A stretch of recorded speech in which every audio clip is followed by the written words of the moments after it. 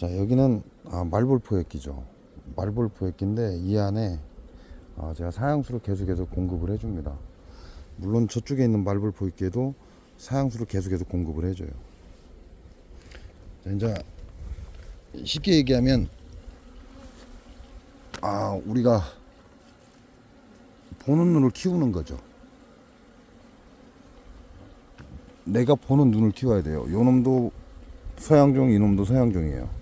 서양종이 없는 건 아닙니다. 근데 대부분 보면 서양종의 꼬리가 짙은 검은색을 띈다는 건 노봉입니다.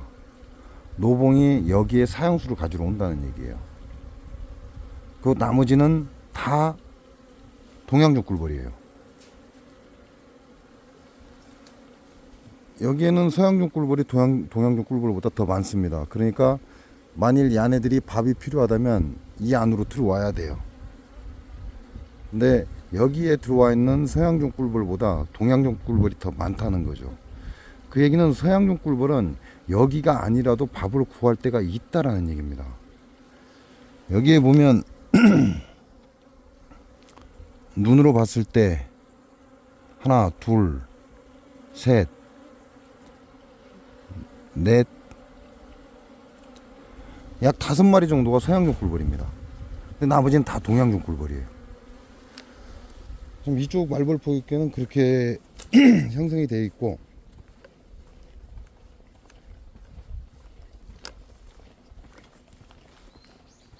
자, 말벌은 2마리 들어왔는데 제가 토칠로 불을 살랐고요.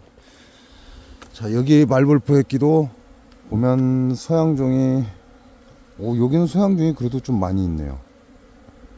동양종보다 서양종이 좀 거의 반반 되겠어요. 동양종 꿀벌과 서양종 꿀이 뒤섞여 있다. 여기는 거의 서양종 꿀벌이네요. 동양종도 있긴 한데 여기는 절반 이상이 서양종 꿀벌입니다.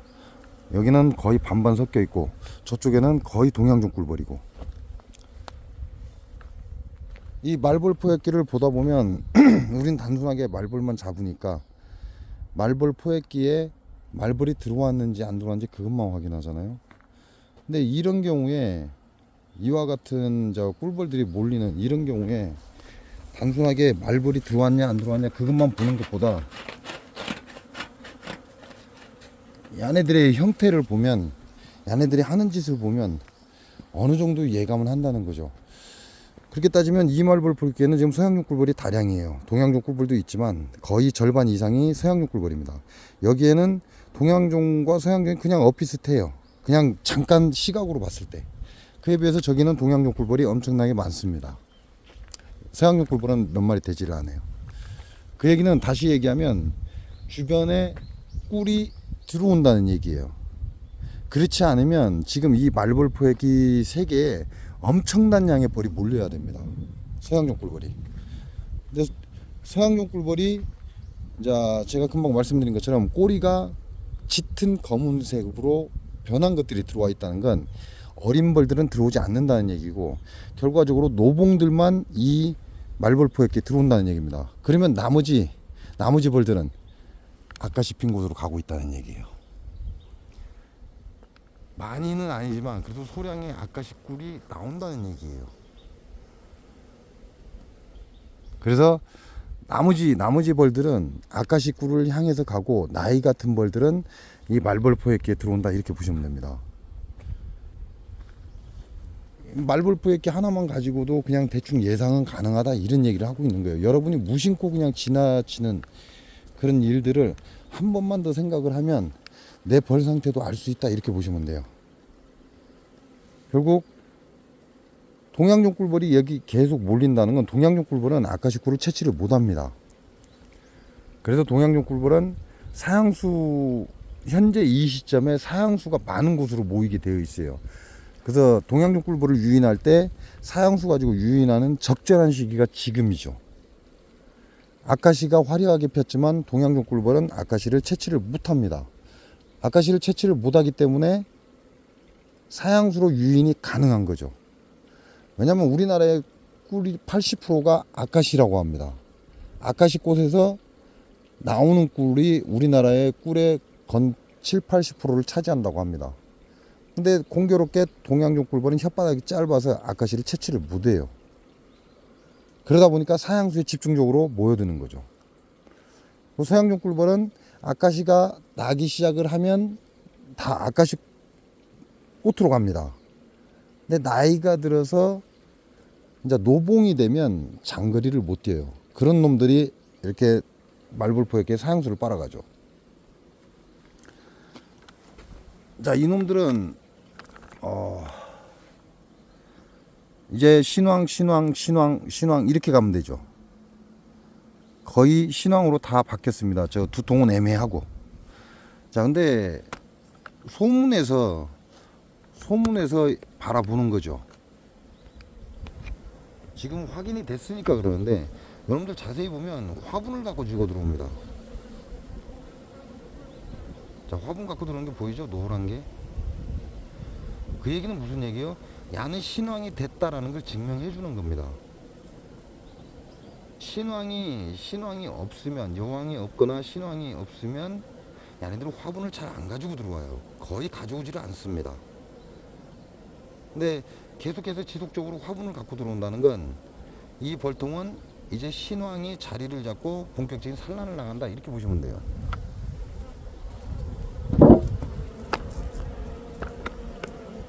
자, 요놈도 신왕입니다. 지금처럼 화분이 그다지 많지 않은 이때 벌들이 화분을 가지고 오기 위해서 굉장히 노력을 많이 한다는 거죠. 그럼 벌통 입구에서 가만히 쳐다보고 있다 보면 이렇게 화분을 갖고 들어와요. 그럼 화분을 갖고 들어온다? 아, 본격적인 산란을 가고 있구나, 이렇게 생각을 해보셔도 된다는 거죠. 자, 요놈도 신왕입니다. 요놈도 신왕인데 계속해서 화분을 갖고 지고 들어와요. 물론 신왕이 아니라고 해서 화분을 안 가지고 들어온 건 아니에요. 근데 그 양의 차이가 엄청난 차이가 납니다. 신왕이 된 놈과 여왕이 없거나 또는 천여왕이거나 이럴 경우하고 신왕이 됐을 때하고 들어오는 화분 차이는 어마어마하게 차이가 난다, 이렇게 보시면 돼요. 자, 요놈도 애매합니다. 일단은 신왕으로 읽겠습니다. 근데 애매해요. 야는 다시 한번 내금을 해야 되는 그런 상황이 돼버렸어요. 근데 요놈도 화분을 지금 많지는 않지만 계속해서 지속적으로 조금씩 갖고 들어온다는 거죠. 이게 나중에 한번 내금을 해보면 알겠죠. 야는 구왕입니다. 분봉 드론볼에서 분봉을 해놓은 거예요. 그래서 야도 구왕이고. 자, 장수 농약농법에 당한 놈이죠. 요놈은 장수 농약농법에 엊그제 당했어요. 근데 더 이상 죽어나오지 않으니까 그나마 다행인 거죠. 야도 구왕이에요. 자, 야는 장수 농약농법에 살아남은 마지막 여왕입니다. 아니, 마지막 벌통의 여왕입니다. 그러니까 야도 구왕이죠. 그러니까 계속해서 산란을 진행하고 있습니다. 그러니까 화분을 주기적으로 계속 갖고 들어오고. 자, 요건 23년도에 재봉년 분봉 들어온 벌이에요. 근데 야도 마찬가지로 화분을 지속적으로 가지고 들어옵니다.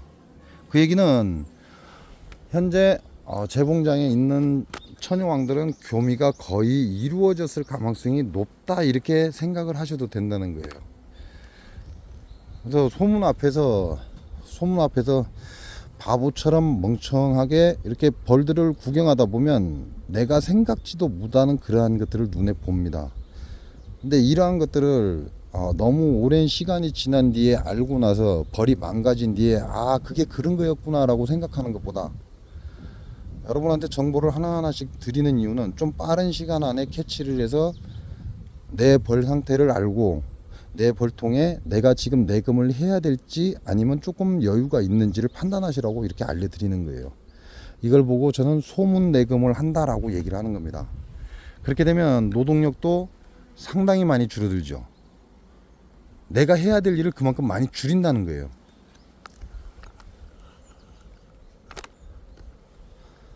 자, 급수기도 여러 번 얘기하죠. 급수기에 물이 줄죠.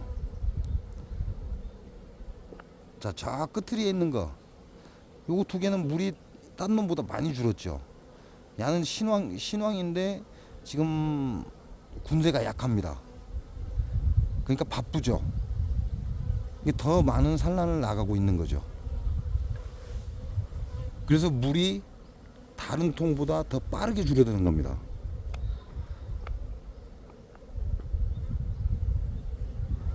자, 전부 지금 물통을 봐도 저 끝에 있는 저 두 개가 가장 많이 물이 줄었잖아요.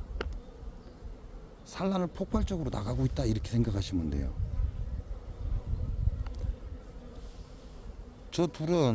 요 둘은 신왕이고, 여기에 보시는 야는 구왕입니다. 그리고 야도 구왕. 자, 물이 조금씩 줄었죠. 근데 이 세 통은 구왕인데, 야들보다 저 끝에 있는 통 두 통은 신왕입니다. 물 양이 더 많이 줄고 있죠.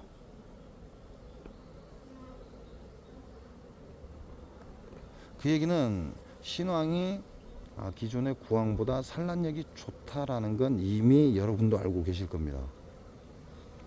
이렇게 물이 주는 것만 가지고도 얘네들이 산란을 잘 가고 있구나라고 생각을 할 수가 있죠. 물론 날이 뜨거우니까 벌통 내에 열을 식히기 위해서 물을 가져가기도 합니다. 어느 쪽으로 해석을 하든 그건 여러분이 판단하실 일입니다. 이쪽으로 해석하든 저쪽으로 해석하든. 그래서 벌 상태와 얘네들이 신왕인지 천왕인지 그 상태를 알아야 하고, 그 다음에 지금의 날씨를 알아야죠. 지금의 이 날씨가 이 벌통 안에 어떠한 결과를 가져올지를 한 번쯤 생각해 보시는 겁니다.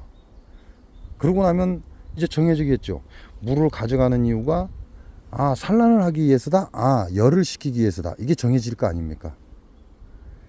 그래서 어떠한 하나에 이렇게 눈을 집중을 해버리면 많은 걸 잃어버리게 돼 있어요. 그러면 다른 걸 볼 수가 없다는 거죠.